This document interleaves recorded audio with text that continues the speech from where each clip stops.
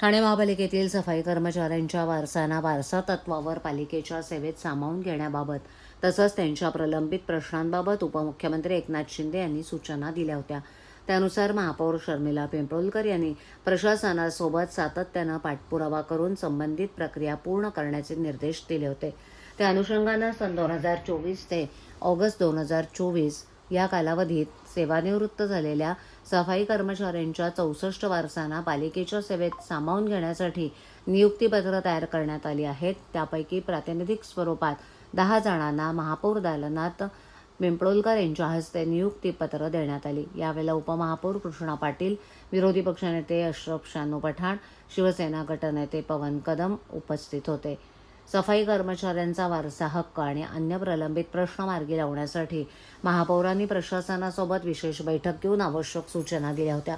त्यानुसार प्रशासनानं तातडीनं कार्यवाही करत नियुक्ती प्रक्रिया पूर्ण केली। या निर्णयामुळे सेवानिवृत्त सफाई कर्मचाऱ्यांमध्ये तसंच त्यांच्या वारसांमध्ये आनंदाचं वातावरण निर्माण झालं असून त्यांनी उपमुख्यमंत्री एकनाथ शिंदे, महापौर शर्मिला पिंपळकर, उपमहापौर कृष्णा पाटील, सभागृह नेते हनुमंत जगदाळे, विरोधी पक्षनेते अशरफ शानू पठाण, शिवसेना गटनेते पवन कदम, पालिका आयुक्त सौरभराव तसंच प्रशासनातील अधिकाऱ्यांचे आभार मानलेत।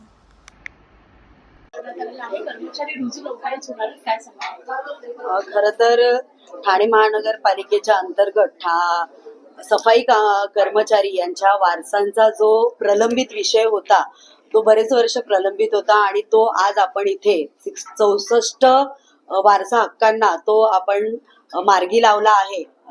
महाराष्ट्र राज्याचे लाडके उपमुख्यमंत्री एकनाथजी शिंदे साहेब यांच्या मार्गदर्शनाखाली आणि त्यांच्या आदेशानुसारच खरं तर सफाई कामगारांच्या वारसांना आज आपण नियुक्तीपत्र इथे आपल्या महापौर दालनात सर्वांसमोर दिलेलं आहे। आपले उप महापौर आहेत, आपले विरोधी पक्ष नेते आहेत, गटनेते आहेत, आपले सर्व